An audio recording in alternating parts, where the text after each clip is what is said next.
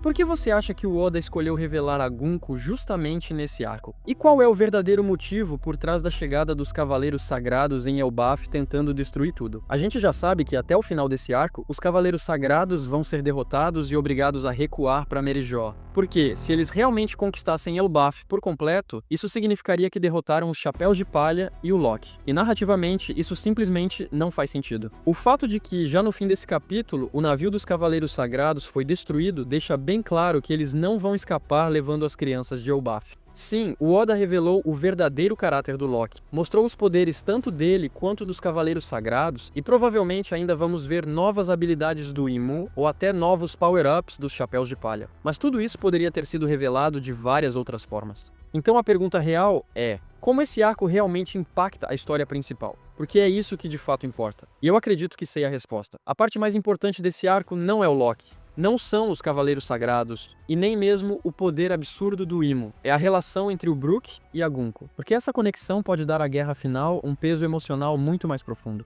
E tem outra coisa importante que quase ninguém percebeu: o Brook parece ser muito mais forte do que o Oda deixou transparecer até agora. A primeira pista vem da antiga recompensa dele. Depois de Egghead, o Oda revelou as recompensas do Dory e do Brody, que chegaram a 1,8 bilhão de berries, claramente aumentadas por causa da inflação das recompensas ao longo dos anos. Se a gente pegar a recompensa original do Brook, de 33 milhões, lá de 50 anos atrás, e ajustar para essa inflação, ela subiria para algo em torno de 594 milhões. Somando com as recompensas que ele acumulou depois de entrar para os Chapéus de Palha, o valor chegaria perto de 944 milhões. Isso é coisa de nível de terceiro comandante de Yonkou. E sinceramente, faz total sentido. O Brook é extremamente eficiente em combate. Só que, como ele ocupa mais um papel de suporte na história, ele nunca teve grandes lutas individuais, um contra um. Mesmo assim, ele vive derrotando inimigos menores com um golpe só. Já salvou os Chapéus de Palha várias vezes. Foi o primeiro membro da tripulação a enfrentar um Yonkou diretamente. E ainda teve coragem de chamar a Big Mom de garotinha na cara dela. E nesse próprio capítulo, o Brook foi o primeiro a trocar golpes com o Imo, conseguindo até bloquear um ataque fortalecido da Gunko. O Oda vem deixando pistas o tempo todo. Quando você observa os paralelos entre o Imo e o Brook, começa a ficar claro que existe uma conexão muito maior aí, algo que ainda vai ser revelado. E não, isso não quer dizer que o Brook seja overpower. Claro que não. Só que as habilidades dele estão diretamente ligadas à alma, à manipulação espiritual. Exatamente como os poderes da Big Mom e do próprio Imo. Por causa disso, o poder do Brook funciona como um contranatural para eles. Da mesma forma que a Akuma no Mi do Luffy foi o counter perfeito contra os relâmpagos do Enel. E tem outro detalhe curioso. Desde o começo da jornada, o único membro específico que o Luffy sempre disse que queria na tripulação era um músico. Eu tenho quase certeza de que a música vai ter um papel crucial nas fases finais da história. Desde que o arco de Elbaf começou, tudo envolvendo o Brook tem parecido estranho demais, suspeito demais. Mas na real, esses sinais sempre estiveram lá. A primeira coisa esquisita é o próprio poder dele. A Akuma no Mi do Brook, a Yomi Yomi no Mi, geralmente é traduzida como a fruta da ressurreição. Só que essa tradução não explica totalmente o significado. Yomi é o submundo, a terra dos mortos. E Yomi Gaero significa retornar desse lugar. Ou seja, o poder do Brook não é só voltar à vida, é atravessar o mundo dos mortos e voltar trazendo algo preso à própria alma. Por causa disso, o Brook não está realmente vivo de um jeito normal. Ele é alguém que passou pela morte e voltou diferente. Isso explica muita coisa. Ele consegue abandonar o próprio corpo e se mover como alma. Consegue atravessar paredes e objetos físicos, e até os poderes de gelo dele parecem antinaturais. Eles lembram muito habilidades associadas ao Nujura, um dos Gorosei. E ainda tem o caso mais estranho de todos, o leite. Quando o Luffy se cura bebendo leite, faz sentido. O Luffy segue lógica de desenho animado, o corpo dele é puro absurdo, então combina com a natureza dele. Mas o Brook se curar com leite não faz sentido nenhum. Ele não tem órgãos, não tem estômago, não tem sistema digestivo. E mesmo assim, funciona. O confronto dele contra a Big Mom reforça isso ainda mais. Ele enfrentou diretamente os poderes de alma dela, atacou os homies sem medo nenhum. E isso não é o comportamento de um pirata comum encarando um Yonkou. O Brook agiu como alguém que entende profundamente como as almas funcionam. Como alguém que já lidou com esse tipo de poder antes. como se ele já tivesse enfrentado uma autoridade parecida no passado. Outro detalhe muito importante aparece durante o flashback do Kuma. A gente vê o destino de todos os chapéus de palha depois que eles são lançados pelos poderes dele, menos o do Brook. O destino dele simplesmente nunca é mostrado. Isso é extremamente estranho. Isso sugere que talvez o Brook nem tenha sido enviado para lugar nenhum pelo Kuma. Em vez disso, pode ser que ele tenha sido atraído até aquele local por conta própria. Como se o próprio abismo tivesse puxado ele. Como se existisse algo ainda conectado à alma dele. E aquele lugar, Hungaria, combina perfeitamente com Brook em um nível simbólico. Hungaria representa fome, decadência, morte e vazio. Temas que estão totalmente ligados ao personagem. O Brook vive fazendo piada, dizendo que está com fome, mesmo não tendo estômago. O design visual dele também lembra muito o yokai japonês Gashadokuros, esqueletos gigantes criados a partir de fomes e mortes em massa. Ou seja, espíritos formados pelo sofrimento coletivo. Agora voltando para Gunko. O flashback dela mostra um Brook mais jovem. Alguém em quem ela claramente confiava, alguém por quem ela se importava. Tudo indica que a Gunko só se tornou uma arma devota de Deus depois da morte do Brook. E mesmo agora, sob o controle do Imu, ela ainda consegue reconhecer o Brook, através da música, através das memórias. E em One Piece, música nunca é algo aleatório. O batimento cardíaco do Luffy é o som dos tambores da libertação. A técnica do Scopper Gaban contra a imortalidade é descrita como uma sinfonia. Binks no Saki é uma canção que carrega memórias do passado para o futuro. E a gente já falou da música New World. Também existe a canção de Vanderdecken, que insinua fortemente a existência do Davy Jones. E o personagem mais conectado à música em toda a obra é o Brook. Agora vamos falar da relação entre a Gunko e o Brook. Em algum momento do passado, a Gunko era a princesa de um reino. O nome verdadeiro dela era Shuri, e o Brook era o líder do comboio de batalha desse mesmo reino. Ao que tudo indica, Shuri teria matado o próprio pai, o rei. E por causa disso, o Brook guardou rancor dela a vida inteira. Mas a gente já conhece o Oda e sabe muito bem que essa verdade provavelmente é falsa.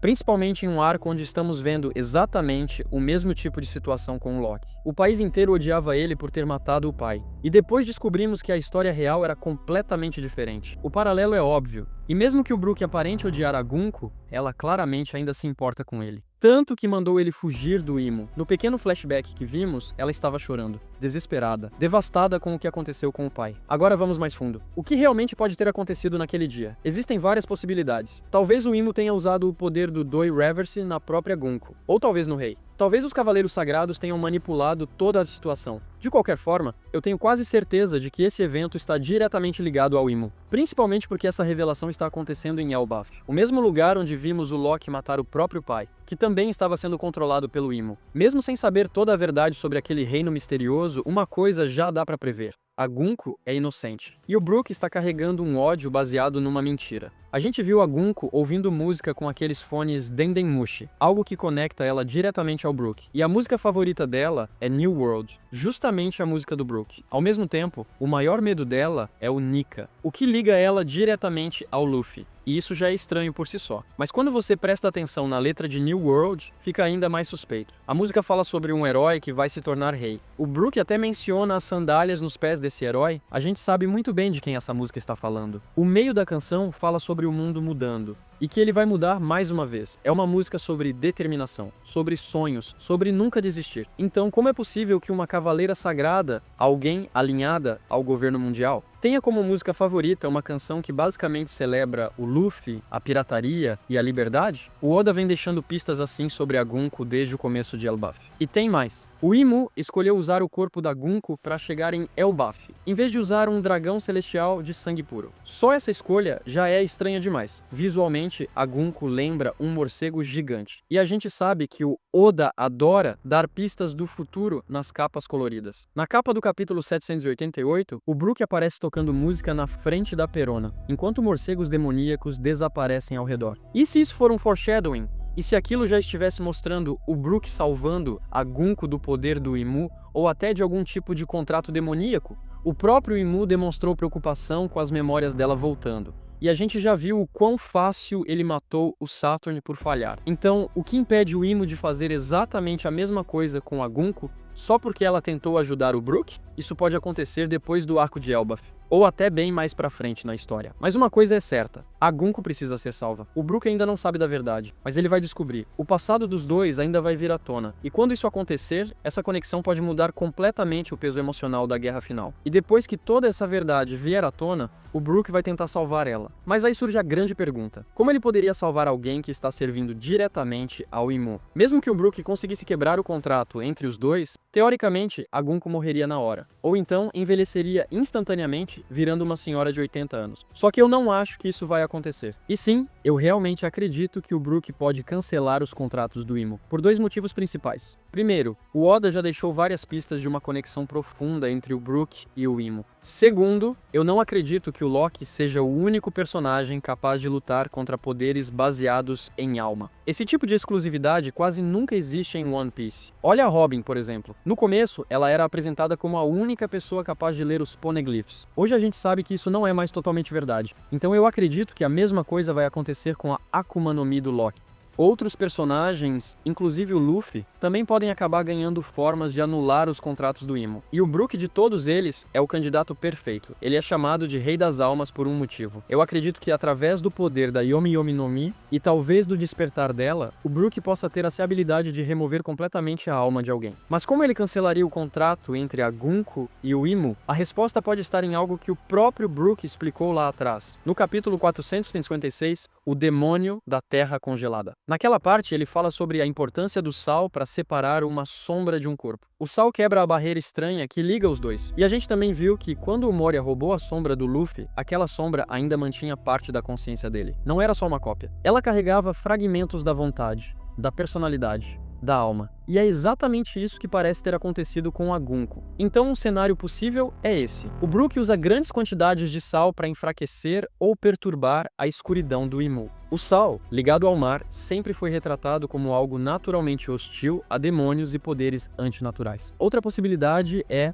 a música. A música do Brook afeta diretamente as almas. A gente já viu ela acalmar, controlar e até ferir inimigos em um nível espiritual. Se o controle do Imu sobre a Gunko for baseado na alma e não só no corpo, então a música do Brook poderia interferir nessa conexão. Mas ainda existe uma terceira possibilidade. O Brook manteve o próprio esqueleto depois de morrer. Ele existe mesmo estando tecnicamente morto e é conhecido como o Rei das Almas. Então, e se, depois de despertar a Akuma no Mi, ele conseguisse simplesmente extrair a alma da Gunko do corpo que o Imu está possuindo? Uma extração de alma completa. A questão é, o quanto a Gunko já foi corrompida? Quanto dano irreversível o controle do Imu já causou à alma dela? Se ela não for salva, o destino dela pode ser o mesmo do Saint Saturn. Destruição total. Corpo e alma apagados. A única fuga possível, além de derrotar o Imu diretamente, pode ser justamente o poder único do Brook.